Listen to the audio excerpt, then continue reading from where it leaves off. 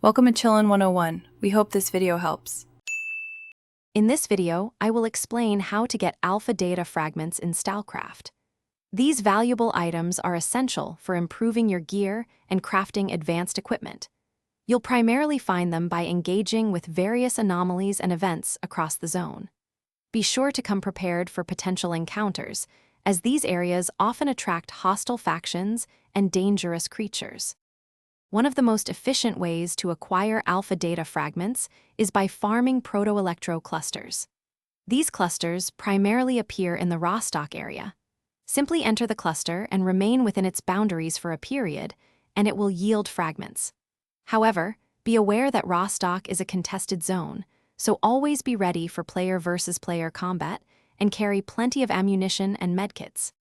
Another reliable method involves using anomalous installations at rifts, which you can purchase from traders. Place the installation near a rift, and it will begin collecting data, though you might face hostile spirits.